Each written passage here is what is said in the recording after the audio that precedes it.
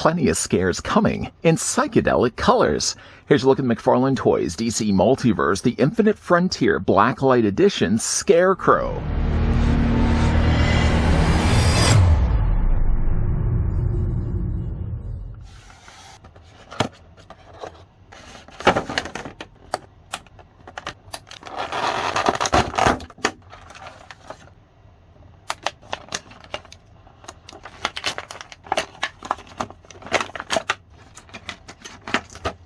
As a young child, Jonathan Crane was subjected to sick and twisted experiments on fear conducted by his own father. Emotionally scarred and mentally unstable from the ordeal, Crane spent his childhood living in fear until he made an important realization. If he could control fear, he would never again control him.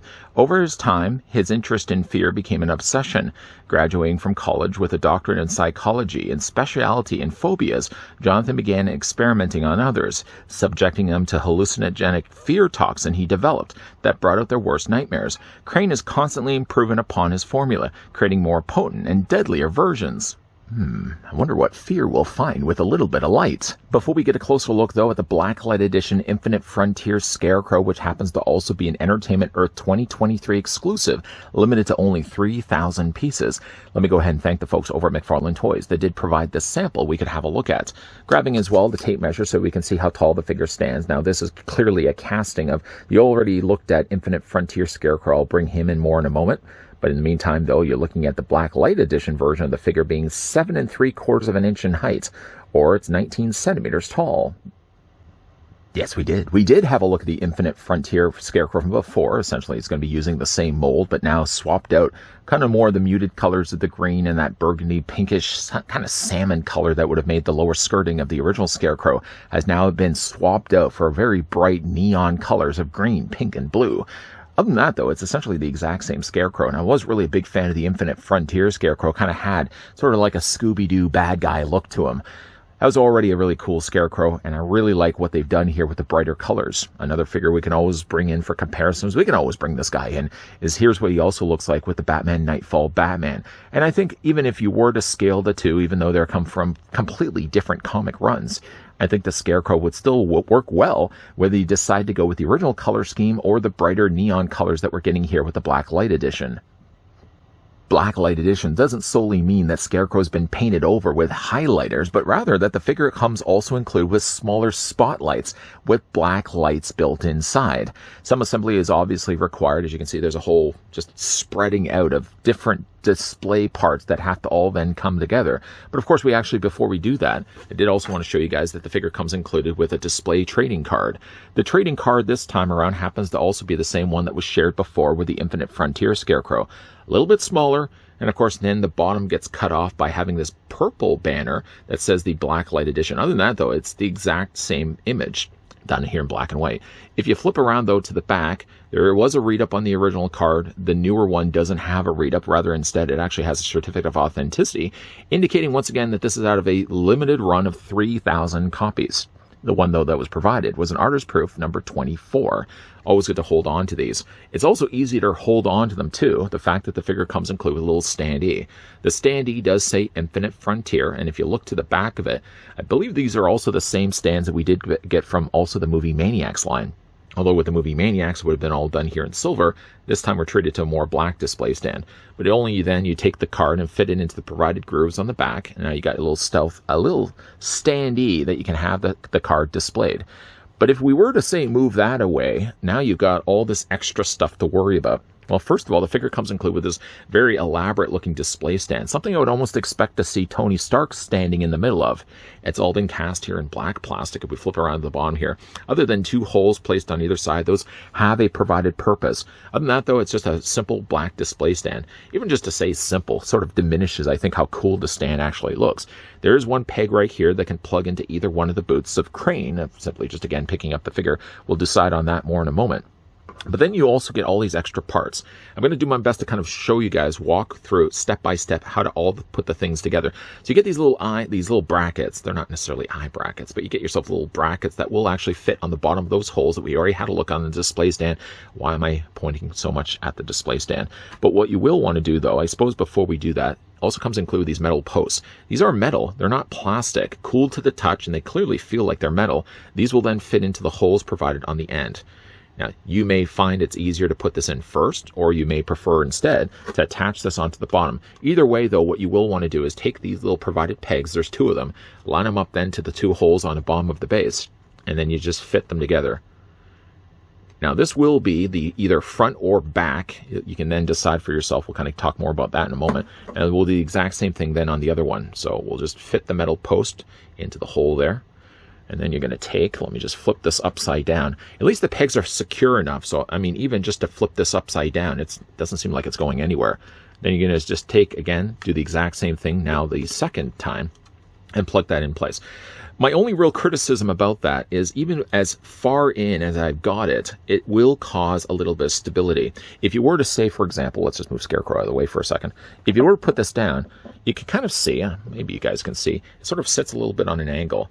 One workaround to that is you can also take yourself the standee of the card and just prop the card underneath it and kind of levels it off a little bit.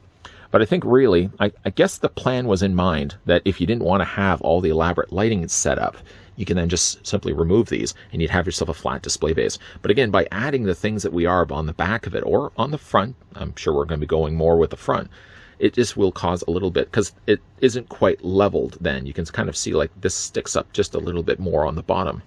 Either way, though, you also get these little black lights. I can't believe we actually got these and packed along with it.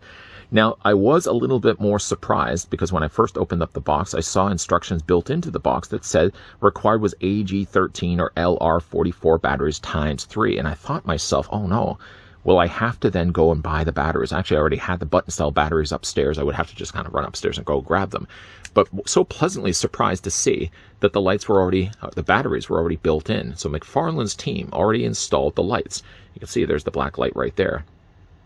What kind of gave it away also was the fact that there was no plastic tab. Usually there's like a little plastic tab right there to tell you that there's batteries already built in. Mine didn't actually have the little tab, so that's probably why I thought I needed to still install the batteries, but not the case at all. So there's a little on and off switch. You can probably see it on the back there. That switches it on and obviously switches it off. And then you get 2 of these, and these will then mount onto the front of these. Now, the way they mount on, if you look at the back here, there's this little clip. The clip will then fit onto this part here, into the post. Just clip it in on one side. You'll then clip it, obviously, then on the other side. And don't worry if they're facing downward, because there's actually posability to the lights.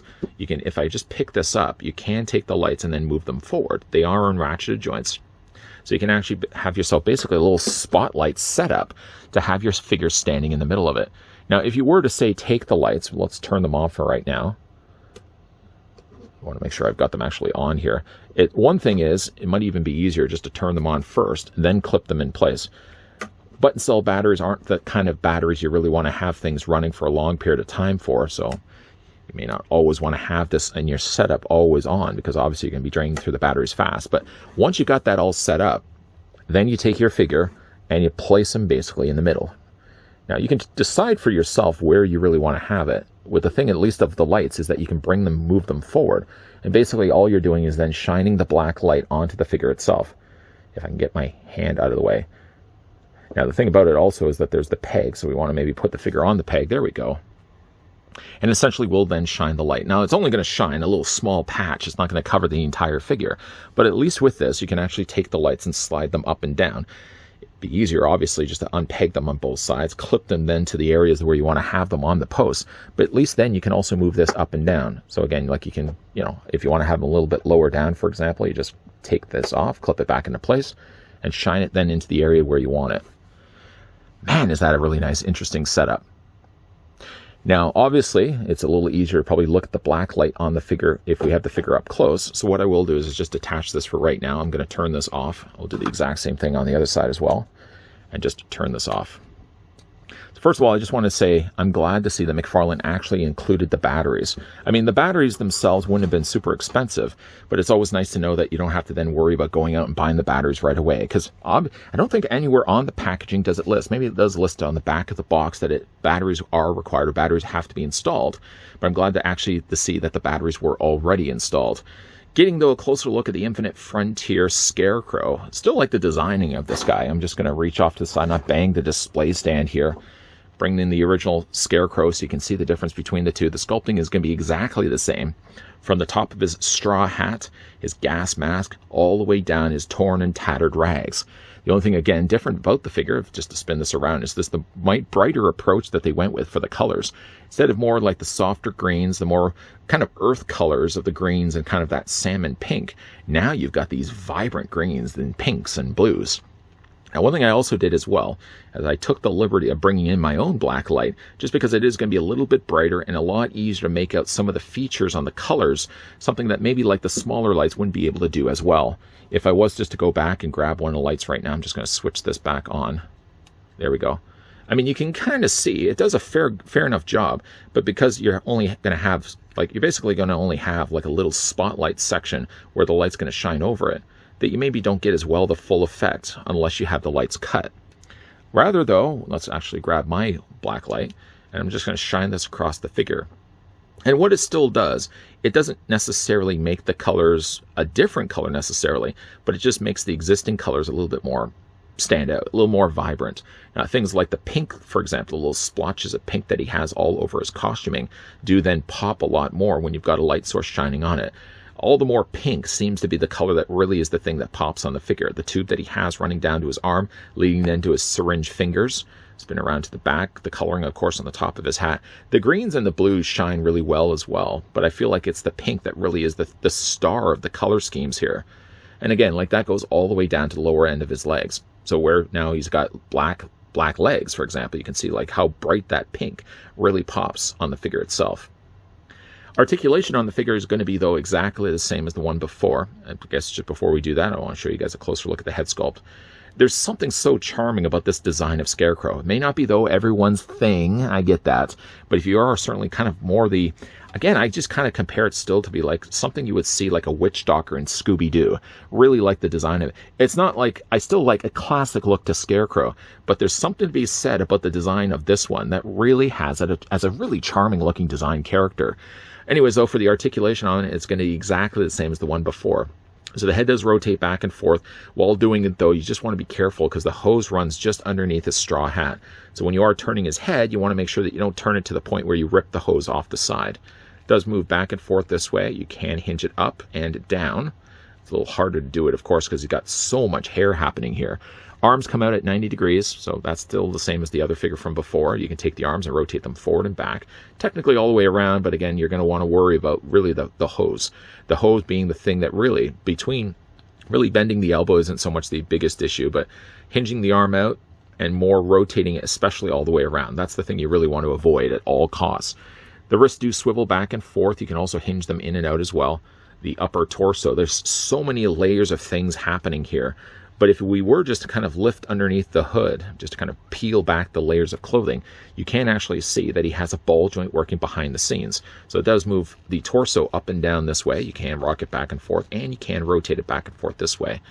Legs do split out, and luckily with the side that they've actually designed, the front and the back, you can see that there's little splits on the side, so it allows the legs then to move outward. Maybe not to the extreme of what I have it right now, but at least there's freedom to be able to move the legs.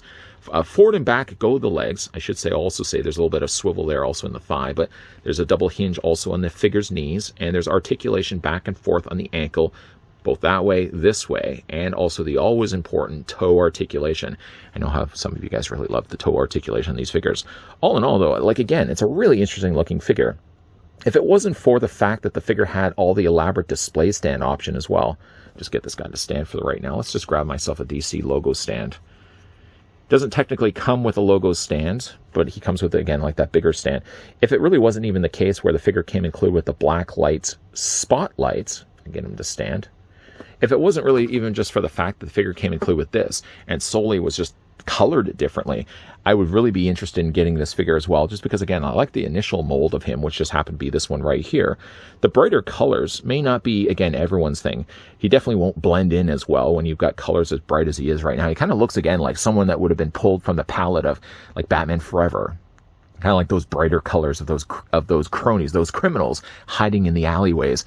But again, I already like the initial mold design of Scarecrow. And again, it's just taking that initial core design and then just sort of turning it on its side, brightening up the colors to just an obscene level. But then when you get yourself a display stand like this, let's just move this figure out of the way. When you get a display stand that has this and also has movable lights that have an LED light source, that is such an impressive thing to include with the figure as well. It takes the idea of a black light character and elevates it even more, especially when you have it on your shelf. Now, obviously, when you have an interesting looking Scarecrow like this, colored as well as he is, and coming included with quite an elaborate display stand, it will, though, ask a little bit more of your shelf space than the earlier looked at Infinite Frontier Scarecrow. But I think if you have the space available, this is a great looking figure to be putting on the shelf, simply just because, again, like how often have we ever gotten figures that have their own spotlight setup? The thing about the spotlights, though, is at least you can move the lights around. You see here in final looks, I've got one light a little bit higher, one light a little bit lower. So between the two, they sort of share the amount of surface space that the plastic figure has. The brighter lights, actually, they're fairly bright, too, for as small as they may be.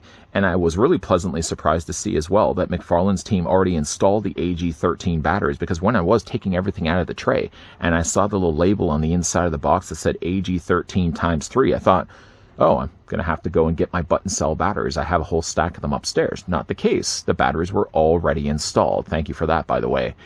The only thing about the display stand is it's a little off-kilter, just because, again, you're adding those parts to the side that hold the spotlight black lights, that then the display stand doesn't sit as flat as maybe it would if you didn't have those things attached. But still, that's a sacrifice I'm willing to make if it means that I can have a figure like this displayed on the shelf. Not the case you're always going to want to be having the lights shining on them, because even though you're having 3 button cell batteries on either light, button cell batteries aren't going to last very long, especially if you always have the lights turned on. But it's certainly nice and it's fun if you have your friends over, for example, or just occasionally you go up to the shelf, turn on the lights, you can see how well it illuminates the front and the figure, or I guess really also the back of the figure, depending on how those lights stretch around. Big thank you once again to the folks over at McFarlane Toys that did provide this sample of the Infinite Frontier Entertainment Earth exclusive, which was a 2023 exclusive of Scarecrow. It was limited to only 3,000 pieces. But again, if you guys are interested to get this one for yourself, you may have to then order this one online. But it's definitely an interesting, it was an already interesting looking Scarecrow, but then you take how cool that Scarecrow was in the first place, and now you add all these brighter colors to him, and then the means to have those colors pop. It's a really interesting pickup if you get the chance to find one for yourself. If you guys enjoyed this video, want to hit with a like. If you guys are loving the content you guys are seeing, and you certainly do want to stick around for more, hey now, we are going to be looking at some more DC Multiverse stuff, so that's the kind of thing I like to think you're coming back to this channel for. I like to think you're coming back to this channel for other things as well. But if really the bread and butter for you is the DC Multiverse stuff, rest assured there will be a lot more coming your way. So of course, as always, guys, thanks for watching. See you guys next time.